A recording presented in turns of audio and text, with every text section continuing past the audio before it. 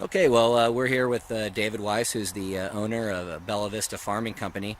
We're in the Kelseyville area of Lake County, and David's going to tell us a little bit about his operation. David.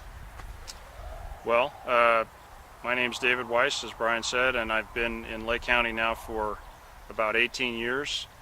We started our farming company, management company, about 11 years ago, and we're managing both vineyards and orchards throughout Lake County in pretty much all of the regions. Um, we This is a Chardonnay vineyard here that we actually own. We planted this 3 years ago, so in 2008, and it's grown up and is doing well, and we're looking forward to really the first commercial harvest out of this vineyard. These grapes are produced. This vineyard was actually designed and planted for Gregory Graham, who has a winery in Lower Lake and wanted some Chardonnay for his label, and so this vineyard is designated for him, and so we work with him very closely on the construction of the vineyard and the clones and the rootstocks and spacings and all of that, but also now in management of crop levels and canopy and whatnot. So it's a real good relationship, and Greg's one of the guys who's really done a great thing for Lake County with his wines, and we're really glad to have him as part of the winemaking side of our business here. And Bella Vista is, as I said, is in the management business. We're farming about 700 acres of grapes and about almost 500 acres of pears. Some of those we own, most of them we manage for other people, however. Our business has done very well. We've grown considerably over the 10, 11 years we've been in business, and we work really hard for our clients, and I think they really appreciate it. It's been a very gratifying experience. One that we have built with a lot of hard work, not just from me, but from a really good group of people that work in our organization, and it's a lot of fun, and we really have appreciated the progress we've made.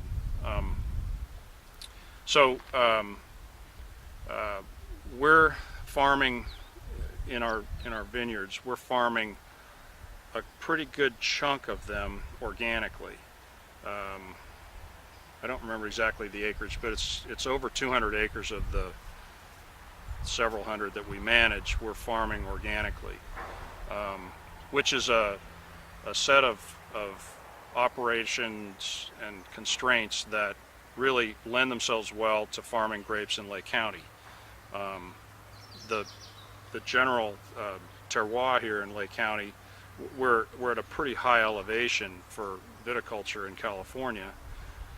Most of the vineyards here are above 1,500 feet, and with that comes a more arid climate, and with less humidity, we have less issues with mildew and bunch rot and those sorts of problems that can be more problematic in more coastal areas. So it's not without its challenges, certainly, but organic farming is something that we can do very well here and very successfully.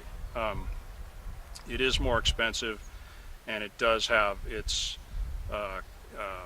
requirements for additional documentation that conventional or sustainable farming do not, but nonetheless it's very workable, and it's been a very good niche that we've been able to work in. So that's one of the ways we farm. The other is sustainably, and but even in our sustainable practices, most of what we do in the vineyards qualifies for organic practices, and we have some vineyards that we are not certified as organic that could be if there were a return on the cost of doing that in the form of a market advantage. But so we will, I think, eventually put more acres into certified organic programs as the market justifies. But we like to use soft practices in the vineyards. We like to cultivate here in the valley. Cultivating makes the vineyards look nice, but also helps to stimulate vine growth because it reduces competition from weeds, and this vineyard happens to be cultivated every single row. Eventually, and I'm thinking probably next year, we will go to an every other row program where we leave one row, every other row, with either a native vegetation crop or a cover crop to enhance diversity and insect populations, and just reduce the amount of time and energy we have to put into the vineyard. This takes a lot of work to do the cultivation, but in any event, our sustainable practices otherwise consist of using, soft chemical approaches, soft fertility approaches. We use a lot of compost. It's a great source of nitrogen and potassium, and it's great for the soil. No matter where you put it, it benefits the soil. And only do we only supplement when there's a need for another micronutrient or whatever might be the case. But generally, our philosophy is that the healthier the vines are, the more resistant they are to pest problems, including mildew and bunch rot, but pest problems, bug problems as well. And so we really concentrate on growing healthy, strong vines, and we think that gives us a bit more leeway in pest management practices. We can tolerate more issues because the vines are healthy. So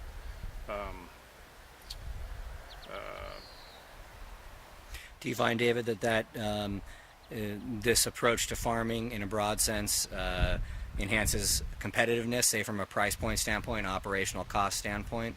Well, I think it's yes, and it's really expected these days. Some of the old timers like to kind of laugh at us younger guys about sustainability. If you've been in business for 150 years, that's sustainable, and because you figured out how to make the economics work. You figured out how to take care of the land so that it didn't just get trashed and wasted through bad practices, and you figured out how to treat your employees and your neighbors so that you haven't been run out of town or had problems with regulators. And so I think sustainability, the way we talk about it today, is articulating what people have been doing for a long time in agriculture. And so I have a little bit of a cynical look on it, but I think it's great that we are articulating it as an industry. The California Association of Winegrape Growers has been a real champion for this, the sustainability movement, and they've really taken it out and publicized it very, very well. The consumer public has bought into it and has really, accepted what we've been saying. And I guess what's sort of the cynical side of me is that we've been doing this as an industry for a whole long time, and we've only really learned how to talk about it in the last 10 or 15 years. So not a lot of a difference between practical farming and sustainable farming, right? Right, and I agreed. And but it is important because messaging is critical in this business, not just because we're selling a finished product, a wine product to somebody who wants to know about where it came from, but it's important because, you know, there's so many misconceptions out there about, you know, practices and how we treat people, and I think we've gone a long way to dispelling some of those negative, bad myths that have developed. Perhaps some of them have developed justifiably, but I think we've gone a long way towards sort of correcting the record, and that's been good for all of agriculture, not just vineyard guys. And